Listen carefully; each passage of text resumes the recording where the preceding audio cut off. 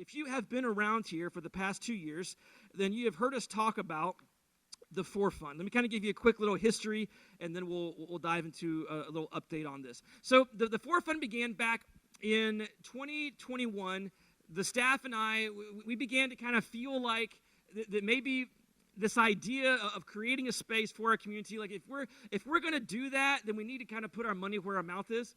Like it's one thing to pray, hey, God, give us a space on 54. Give us a space of our own on 54. Give us a space of our own on 54. Like we can pray that, but like God's like, okay, we'll put some action to your faith, right? And so in December of 2021, there was a group of people that met over at Fox Hollow at the country club over there, and we had a dinner together, and we decided that, hey, if we're going to do this, we're going to go first. And so there was a group of people that actually gave first towards this. And then we went public with it in January of 2022, and we began to talk about this. We did a message series on this, talking about, hey, we want to create a space for our community on State Road 54, a place that people can do co-working, a place where someone can come and get a cup of coffee or a sandwich during the week, a place that a mom can hang out with her kids for a while, a third space, right? A place that was open all week long, a place where it's like organic ministry could happen, where we could have people there, staffed all throughout the day, to hang out with people and to talk to people and strike up conversations and talk about faith. Just a safe place that people would know that, hey, there's a place I can go, kind of like Cheers, right? Where everybody knows. Okay, so that was terrible. That was the idea, was to create this space that also could be used by our church on Sunday morning. So it would be a space that could be used all weekend long. So we had this big, hairy, audacious vision of what we wanted to accomplish. And so we went public with that in January of 2021, and we said this. Listen, we're not a huge church by any stretch of the imagination. We said we're going to take whatever is in our hands and we're going to put it in God's hands to see if he'll bless it, just like Jesus did in the miracle of the fish and loaves. The little boy, he had some loaves and a couple fish, and they gave it to Jesus, and he took it and he blessed it. Jesus knew this could not feed 5,000 people. Jesus was intelligent. He was smart. He was God. He knew this was not enough to feed everyone. But he blessed it anyway. He said, God, bless this. And then as they began to distribute that, it kept going and going and going. And we said, that's exactly what we're going to do. That what we're trying to raise, our goal was to raise $200,000. That's not enough to do anything. There's a piece of land up here on 54. Maybe you've seen the sign as you go home. They want $4.5 million for 4 acres.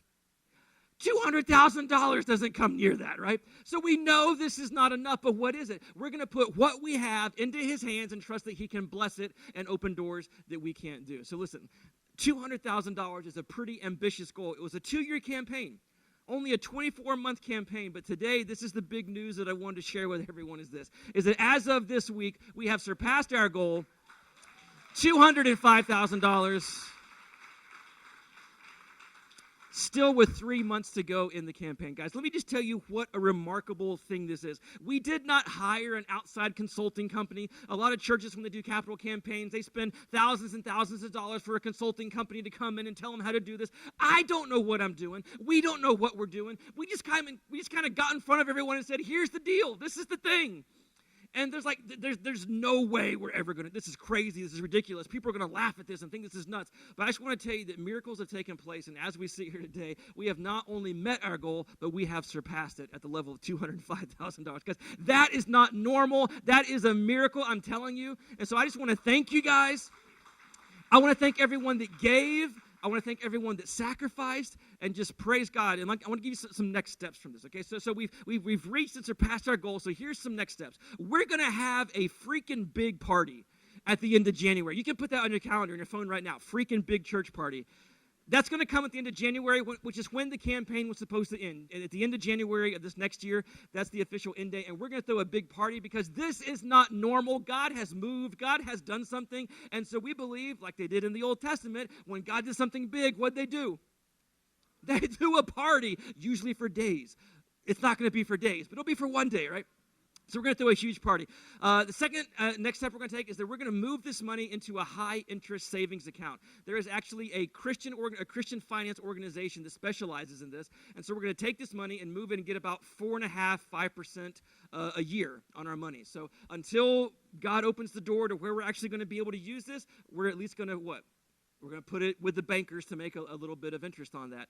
Our realtors continue to search. They continue to send me all kind of properties that aren't good.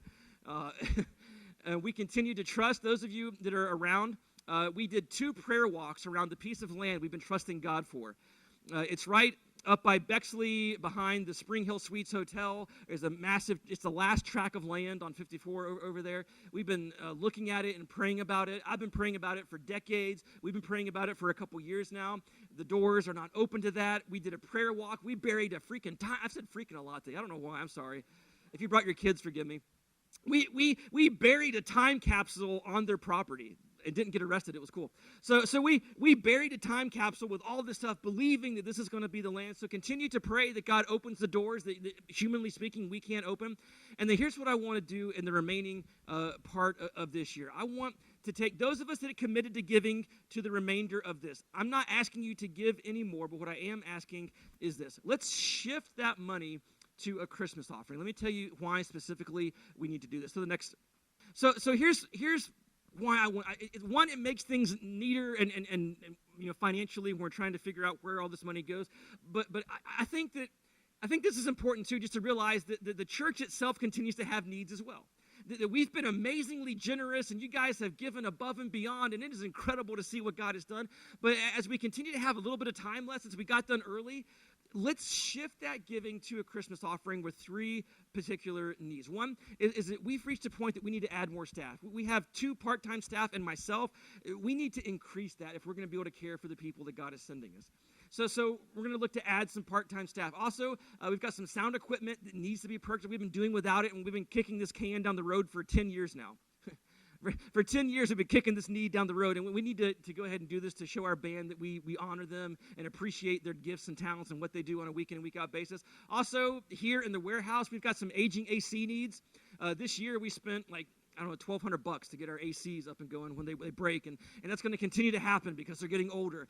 And so I just think it would be awesome to say, you know what, God, you got us through the goal of the 4 fund, but we committed to giving for 2 whole years, so we're going to continue to give, and let's just see if we can't get to a crazy goal of $12,000 between now and the end of the year, to be able to give for growth, not just for the 4 fund, but our church has needs too, so let's continue and focus our energy on that. Again, not asking anyone to give anything different than you were, but let's just kind of shift it to that. If you're giving electronically, you can do that on our APRA website. There's now a pull-down that you can give towards the Christmas offering, so if you would like to do that, I think that's where we should give towards the remainder of the year. We'll go back to the 4 fund real quick in the verse that I skipped. This is what we've been trusting in the entire time in this whole journey, that if the Lord is pleased with us, then he will take us there and give us that rich and fertile land. This is what we're counting on. So we're blessed. We're counting on that God would bless us, that if he's pleased with us, then he'll take us there. Where's there? We know where we think there is, but we're not sure. But we're trusting that God will bless us, that if he's pleased with us, he'll get us there and give us that rich and fertile land, a place that we can finally put our roots down as a church and put a flag in the ground and say, this is land that we are setting aside for God and his purposes. That's what we've been trusting in, and we continue to put our hope and trust in.